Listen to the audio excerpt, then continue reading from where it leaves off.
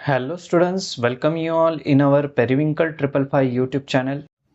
तो आज हम बात करने वाले हैं क्लास 10th के साइंस पेपर 1 के लेसन नंबर 10 के बारे में, that is space mission.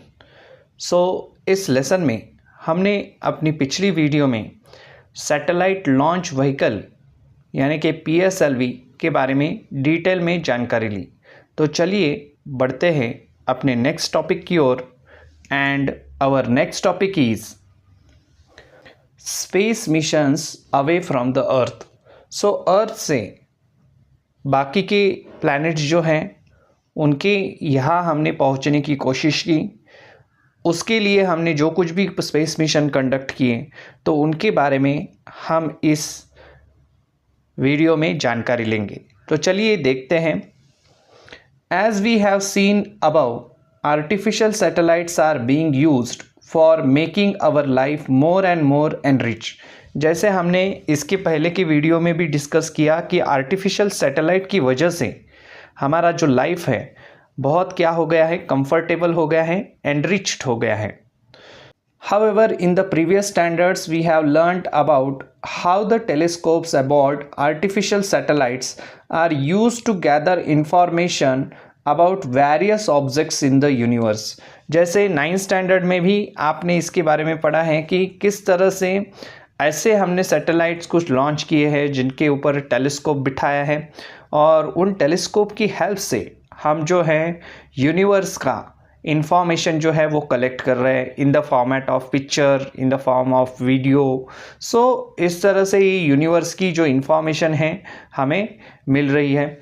Similarly some space missions are used to gain further knowledge about the universe. कुछ जो स्पेस मिशन हैं वो फर्दर नॉलेज के लिए यूनिवर्स के यूज़ किए जा रहे हैं। जैसे कि और कुछ हमें नॉलेज चाहिए।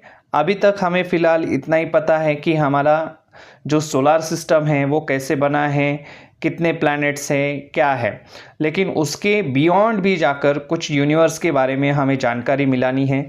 इस वजह से कुछ हमने मिशंस किए। In these mission spacecrafts are sent to the nearby objects in the solar system to observe them more closely. और इस मिशंस में हमने क्या किया है, कुछ स्पेसक्राफ्ट जो हैं वो वहाँ पर छोड़े हैं और स्पेसक्राफ्ट को सेंड किया है जिससे वो स्पेसक्राफ्ट वहाँ के सोलार सिस्टम के जो नियर बाय ऑब्जेक्ट्स हैं उनको देख सकें क्लोजली और उनकी इंफॉर्मेशन गेन कर सकें। New information has been obtained from such a missions and it is helping us to understand the creations of the evolutions of our solar system. जो कुछ भी न्यू इंफॉर्मेशन है वो हमें मिलने लगी हैं, obtain होने लगी है from such a missions and it is helping us to understand the creations and the evolutions of our solar system. और इससे हमें हेल्प मिल रही है कि किस तरह से इवोल्यूशन हुआ होगा सोलर सिस्टम का, किस तरह से सोलर सिस्टम इवॉल्व हो गई है या फिर क्रिएट हो गई है, उसके बारे में जानकारी लेने के लिए। For such missions the spacecraft must escape the earth gravitational force to travel into the outer space. और ऐसे मिशंस करने के लिए पहला तो हमें बैरियर क्या है, तो फर्स्ट बैरियर है हमारा जो स्पेसक्राफ्ट है तो वो हमें क्या करना पड़ता है, अर्थ ग्रेविटेशनल फील्ड के बाहर लॉन्च करना पड़ता है। इसकी वजह से स्पेसक्राफ्ट मस्ट बी एस्केप। उन्होंने कहा एस्केप यानी कि उसको इतनी एटलीस्ट वेलोसिटी चाहिए स्पेसक्राफ्ट को कि वो अर्थ ग्रेविटेशनल फोर्स को तोड़कर उसके बाहर जा सके, उस फील्ड के बाहर जा सके आउटर स्पेस में। To achieve this the initial velocity of moving object must be greater than the escape velocity. और ये अचीव करने के लिए इनिशियल जो वेलोसिटी है मूविंग ऑब्जेक्ट की वो कैसी होनी चाहिए, it must be greater than the escape velocity. Escape velocity से वो वेलोसिटी क्या होनी चाहिए, ग्रेटर होनी चाहिए, ज़्यादा होनी चाहिए। इनिशियली वेलोसिटी इतनी देनी चाहिए उसको कि वो एस्केप वेलोसिटी से थोड़ी ज़्यादा हो ताकि वो जो स्पेसक्राफ्ट है वो ग्रेविटेशनल फील्ड के बाहर आसानी से जा सके। Of the earth as we have learned in the chapter on gravity, escape velocity on the planet can be obtain using the formula. अभी ये फॉर्मूला यहाँ पर दिया है, एस्केप वेलोसिटी किस तरह से हम निकालते हैं। जैसे फर्स्ट लेसन में भी हमने एक्चुअली ये फार्मूला देखा है एस्केप वेलोसिटी का। चलिए देखते हैं फिर से। यहाँ पर फॉर्मूला दिया है V escape velocity, escape √2 gm upon r। So capital G क्या इंडिकेट करता है, ग्रेविटेशनल कांस्टेंट के लिए हम यूज करते हैं। कैपिटल M जो है that is mass of the planet, and capital R जो है that is radius of the planet. So इसकी वैल्यूज जो है ये हर एक की फिक्स है। अर्थ का ये मास है, अर्थ का रेडियस जो है वो फिक्स रहता है, और ग्रेविटेशनल कांस्टेंट की वैल्यू जो फिक्स रहती है। ये सारी वैल्यूज़ अगर हम इस फॉर्मूला में पुट करते हैं तो हमें देखिए अंडर रूट में ये वैल्यू अगर हम लिखते हैं सारी, सो हमें फाइनल आंसर क्या मिलता है एस्केप वेलोसिटी का 11.18 into 10⁻³ metre per second, that is 11.18 kilometre per second, ऐसी वैल्यू मिलती है। So thus if the spacecraft is to escape the earth gravitational force to travel to the outer space it must have minimum velocity. Minimum उन्होंने velocity बोली है that is 11.2 kilometre per second की velocity चाहिए अगर spacecraft को अर्थ gravitational field के बाहर, अर्थ gravitational force को तोड़कर फील्ड के बाहर जाना है, तो उसको मिनिमम वेलोसिटी इतनी चाहिए। सो इस वेलोसिटी को इस वजह से क्या कहा जाता है, एस्केप वेलोसिटी कहा जाता है। चलिए देखते हैं नेक्स्ट, डू यू नो का पार्ट जो है यहाँ पर कुछ बताया है। The astronomical object closest to us is the moon. सबसे नज़दीक जो है एस्ट्रोनॉमिकल ऑब्जेक्ट वो कौन सा है, तो मून है। Light takes 1 second to reach from moon to the earth. Moon से लाइट को अगर अर्थ पे आना है तो उसको कितना टाइम लगता है, 1 सेकेंड का टाइम लगता है, उन्होंने ऐसा कहा है।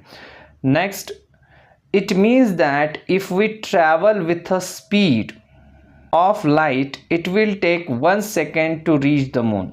इसका मतलब अगर हम लाइट की स्पीड से अगर ट्रैवल करते हैं अर्थ से तो 1 सेकेंड में मून पर जा सकते हैं।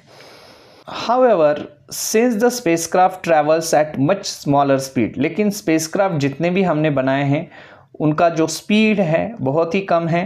It takes longer time to reach the moon, और उनको ज़्यादा से ज़्यादा टाइम लगता है मून पर पहुंचने के लिए। The shortest time taken by the spacecraft, सबसे आज तक का कम जो टाइम है स्पेसक्राफ्ट ने लिया हुआ to reach the moon is so far is 8 hours and 36 minutes। उसको कितना टाइम लगा है, 8 hours 36 minutes लगे हैं स्पेसक्राफ्ट को अर्थ से मून पर जाने के लिए। सो इस तरह से हमने यहाँ पर देखा कि सबसे नज़दीक का जो है वो मून है एस्ट्रोनॉमिकल ऑब्जेक्ट, लेकिन वहाँ पर भी जाने के लिए हमें इतना स्ट्रगल है। 8 hours and 36 minutes अब तक का हमारा सबसे कम टाइम है स्पेसक्राफ्ट ने लिया हुआ। तो इस तरह से हमें पता चलता है कि वेलोसिटी जो है वो स्पीड का इम्पोर्टेंस जो है वो यूनिवर्स में कितना है, इतना ज़रूरी है स्पीड होना ज़्यादा से ज़्यादा। और लाइट की स्पीड से और लाइट की रफ्तार से हम उतना पहुंच नहीं सकते, या फिर ये पहुंचना अब तक तो इम्पॉसिबल है, क्योंकि लाइट का स्पीड जो है 1 सेकेंड में अगर लाइट अर्थ से मून पर चली जाती है तो इतना जो अगर हमने स्पीड किसी भी हमारे ऑब्जेक्ट के पास नहीं है, कौन सा भी ऑब्जेक्ट अगर हमने उस स्पीड से भी अगर बना भी लेते हैं हम कोई ऑब्जेक्ट जो अर्थ से मून पर 1 सेकेंड में चला जाए, तो वो ऑब्जेक्ट जो है बीच में ही क्या हो जाएगा, एक्सप्लोड हो जाएगा बिकॉज ऑफ द फ्रिक्शन की वजह से, गैसेस के फ्रिक्शन की वजह से इतना उसमें हीट बढ़ जाएगी और वो एक्सप्लोड हो सकता है। सो इस तरह की बहुत सारी चीज़ें हैं जो हमें फेस करनी पड़ सकती हैं। तो चलिए इस वीडियो में आज हमने बात space missions away from the earth के बारे में देखा, किस तरह से एस्केप वेलोसिटी जो है वो इम्पोर्टेंट है किसी भी स्पेसक्राफ्ट को या फिर कोई भी ऑब्जेक्ट है, हमारा सैटेलाइट है या स्पेसक्राफ्ट है, स्पेशली स्पेसक्राफ्ट को अगर हमें बाहर भेजना है, अर्थ ग्रेविटेशनल फील्ड के बाहर भेजना है, तो एस्केप वेलोसिटी किस तरह से इम्पॉर्टेंट होती है, तो उसके बारे में हमने इस वीडियो में जानकारी ली।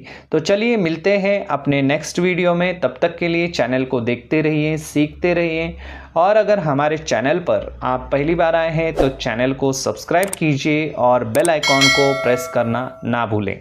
धन्यवाद।